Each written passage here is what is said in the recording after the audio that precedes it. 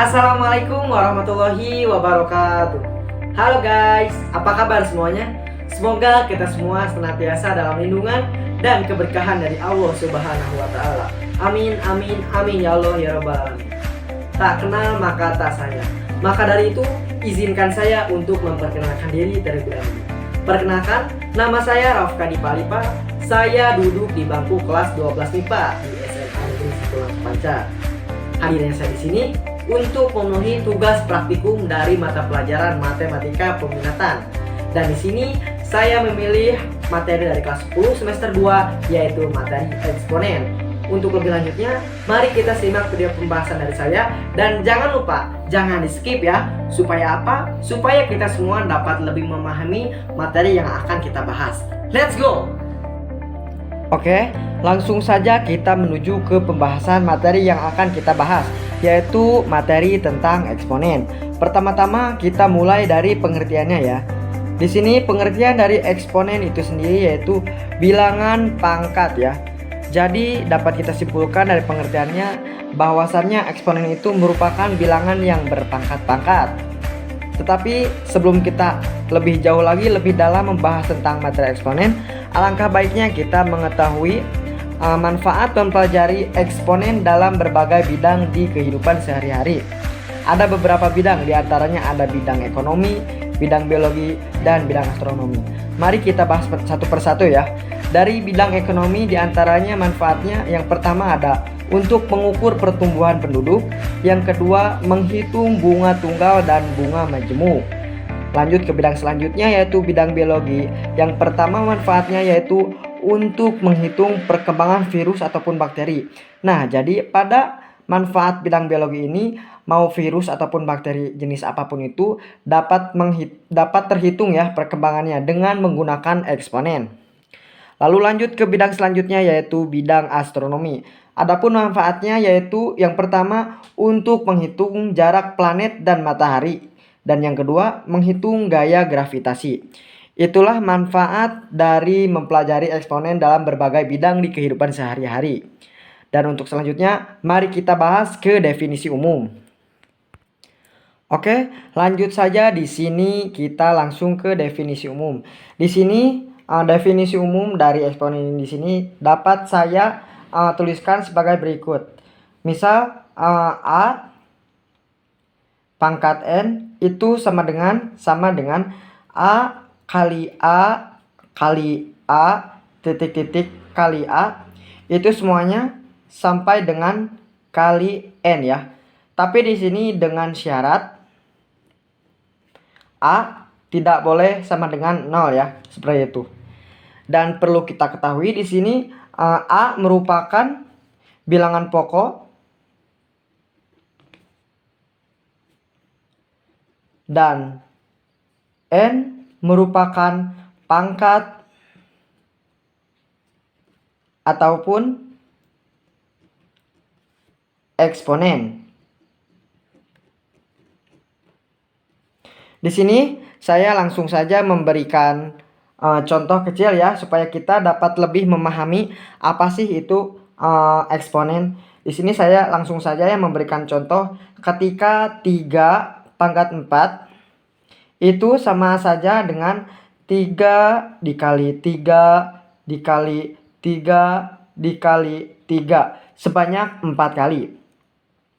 Lalu di contoh yang kedua yaitu misal saya dalam kurung negatif 2 pangkat 4 itu sama saja dengan negatif 2 dikali negatif 2 dikali negatif 2 dikali negatif 2 sebanyak 4 kali ya, sesuai dengan pangkat yang ada. Dan di contoh yang terakhir yaitu misal saya di sini menuliskan negatif 5 pangkat 2. Di sini secara sepintas ya terlihat antara contoh yang kedua dan ketiga itu terlihat kesamaan ya. Kesamaannya terlihat di negatif ya. Tetapi itu kedua contoh ini berbeda ya. Di sini diberikan tanda kurung ya, sedangkan yang di bawah tidak. Kalau tidak diberikan tanda kurung itu tandanya ketika dipangkatkan negatifnya itu terpisah ya. Jadi pangkat 2 ini itu sepenuhnya milik dari angka 5. Di sini jadi min 5 pangkat 2 sama dengan negatif dalam kurung 5 kali 5. Seperti itu. Oke, untuk selanjutnya dalam materi eksponen ini, eksponen memiliki beberapa sifat ya yang sudah ditentukan dari sananya. Sifat-sifat ini yang nantinya akan memecahkan berbagai kasus ataupun persoalan yang ada di soal ya. Jadi nanti dalam menghadapi ataupun memecahkan suatu soal, nanti penyelesaiannya ada di salah satu dari sifat-sifat eksponen di sini. Di sini saya sudah menuliskan sifat-sifat eksponen, semuanya ada 7 ya. Dan di sini saya akan memberikan satu persatu contoh dari sifat eksponen di sini. Jadi mulai saja ya dari sifat eksponen yang pertama. Di sini ketika A pangkat M dikali A pangkat N itu sama dengan A pangkat M tambah N. Jadi di sini saya diberi tanda tambah ya. Di sini artinya pangkatnya itu dari kedua pokok ini ditambah ya. Di sini saya langsung saja memberikan contoh supaya kita dapat lebih memahami materi yang akan kita bahas ya. Jadi di sini contohnya semisal 2 pangkat 3 dikali 2 pangkat 5 itu akan menjadi sama dengan 2 ya pangkat 3 tambah 5 sama dengan 2 pangkat 8. Seperti itu ya. Bilangan 8 ini diperoleh dari 3 tambah 5 ya. Jadi pangkatnya itu dijumlah. Seperti itu. Lanjut ke soal yang nomor 2. Oh maaf, bukan soal ya. Sifat yang nomor 2. Di sini ketika A pangkat M dibagi A pangkat N sama dengan A pangkat M per A pangkat N. Sama dengan di sini akan menjadi A pangkat M dikurangi N ya. Jadi kalau yang atas ditambah, yang bawah dikurangi ya pangkatnya. Jadi dapat kita simpulkan di sini saya akan memberikan contoh ya. Misal di sini ada 3 pangkat 5 dibagi 3 pangkat 2 sama dengan 3 pangkat 5 dikurangi 2 sama dengan 3 pangkat 3 ya. 3 ini diperoleh dari 5 dikurangi 3 ya. Dari kedua pangkat ini dikurangi ya. Seperti itu. Semoga dapat dimengerti ya. Lalu lanjut ke sifat yang ketiga. Di sini ketika dalam kurung A pangkat M sudah dalam kurungnya dipangkatkan lagi oleh N. Itu akan sama dengan A pangkat M dikali N. Ini dikali ya. Kalau tadi ditambah, ini dikurang, ini dikali ya pangkatnya. Langsung saja saya berikan contoh. Di sini misal 5 pangkat 2 ini udah dikurung ya. Dipangkatkan lagi menjadi pangkat 4. Sama dengan di sini sama saja dengan 5 pangkat 2 kali 4. Sama dengan 5 pangkat 8. 8 ini diperoleh dari 2 dikali 4 menjadi 8 ya. Ini merupakan pangkat dari kedua pokok bilangan ya. Seperti itu. Lalu lanjut kita ke pembahasan pembahasan sifat yang keempat. Ketika di sini ada dalam kurung ya A kali B pangkat N. Maka itu sama dengan A pangkat N dikali B pangkat N. Itu sama dengan ya. Jadi pangkat ini udah untuk berdua ya. Satu berdua antara bilangan pokok A dan bilangan pokok B. Di sini saya langsung saja memberikan contoh ya untuk sifat yang keempat. Di sini jika 2 kali 3 pangkat 2 itu akan menjadi sama dengan 2 pangkat 2 dikali 3 pangkat 2. Seperti itu ya. Jadi pangkatnya itu sama ya dari sini. Jadi satu pangkat untuk berdua. Seperti itu. Lanjut ke sifat yang nomor 5. Di sini ketika A per B di pangkat N itu sama saja A pangkat N per B pangkat N. Ini sama persis dengan sifat yang nomor 4 ya. Cuman bedanya yang nomor 4 itu dikali, sedangkan yang nomor 5 itu dibagi ya, seperti itu. Tapi dengan catatan B-nya itu jangan sama dengan 0 ya di sini. Kalau tidak memenuhi syarat itu tidak bisa menggunakan syarat yang ini ya, syarat sifat yang ini.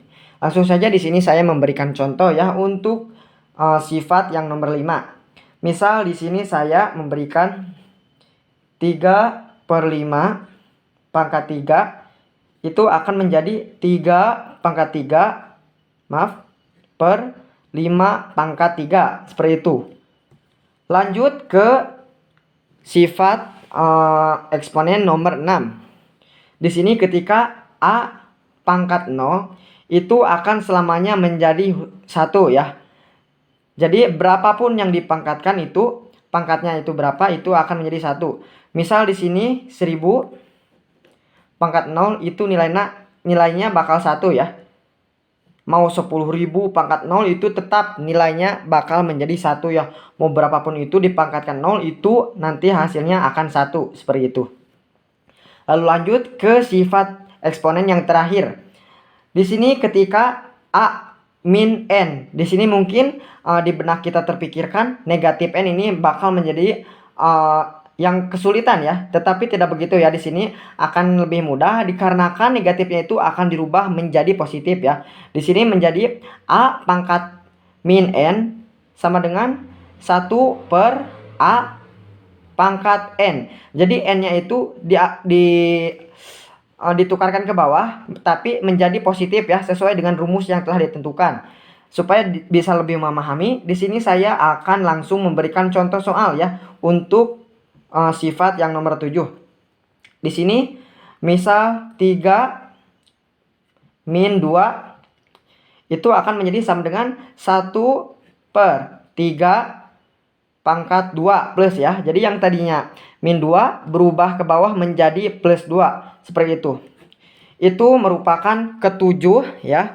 Ketujuh sifat-sifat eksponen yang perlu kita pahami dan kita kuasai untuk menyelesaikan berbagai kasus ataupun persoalan yang ada pada soal. Dan untuk selanjutnya, supaya kita dapat lebih memahami dan menguasai materi eksponen ini, saya di sini sudah menyediakan satu contoh latihan soal untuk kalian semua. Untuk lebih selanjutnya, mari kita kerjakan contoh soal yang sudah saya sediakan. Oke, di sini saya sudah menyediakan satu contoh soal ya untuk kita semua, untuk kalian ya, untuk lebih memahami materi yang akan kita bahas, yaitu materi tentang eksponen. Terlebih dahulu kita baca dulu ya bersama-sama soalnya. Tentukan bentuk sederhana dari 27 A min 7 B min 2 dan C per 3 A min 2 B min 3 dan C min 6. Dalam menyelesaikan kasus seperti ini, kita harus mengelompokkan ataupun menggabungkan dua bilangan pokok yang sama ya. Di sini kita bisa langsung mengerjakannya ya. Dua bilangan pokok yang sama itu misalnya A dengan A. Kita ini ya, bulatin biar lebih gampang. B dengan B dan C dengan C. Ini ketiga ini merupakan dua bilangan pokok yang sama ya. Lalu lanjut kita ke bawah ya. 27 dibagi 3 pasti sudah pada tahu ya. Hasilnya itu 9. Langsung lanjut ke sini ada A pangkat 7 ya di sini. Dikurangi min 2. Di sini karena negatif ketemu negatif pasti akan menjadi plus ya. Jadi negatif 7 ditambah negatif 2. Begitu pula selanjutnya ya. Di sini langsung B min 2 dikurangi negatif 3. Di sini sama ya, karena negatif ketemu negatif pasti di sini akan menjadi plus. Dan yang terakhir C 1 kurangi negatif 6. Sama ya, di sini akan menjadi negatif. Kita turun ke bawah menjadi 9 dikali A, karena ini ya jadi positif, menjadi min 5 tambah B 1 karena negatif 2 ditambah negatif 3 ya, maaf, menjadi positif 1. Dan yang terakhir C menjadi pangkat 7 ya, didapatkan dari negatif 1 dikurangi maaf 1 dikurangi negatif 6 ya, ditambah maksudnya. Lalu lanjut ke tahap terakhir yaitu 9 ya. Dalam penyelesaian ini kita harus mengpositifkan semua pangkatnya ya. Jadi pekerjaan ini ataupun soal dapat dikatakan sudah selesai apabila pangkatnya ini sudah positif semua ya. Di sini kan masih ada nih pangkat yang negatif ya. Kita semua tidak perlu bingung ya. Kita menggunakan metode ataupun sifat dari eksponen yang terakhir ya, yang nomor 7 tadi. Jadi di sini A min 5 akan berubah menjadi 1 per A pangkat 5. Yang tadinya min 5 menjadi 5 ya, dipindahin ke bawah. Lalu lanjut B, karena pangkatnya 1 tidak perlu ditulis ya. Dikali C 7 langsung turun ya. Sama dengan di sini bisa lebih disederhanakan menjadi 9 dikali B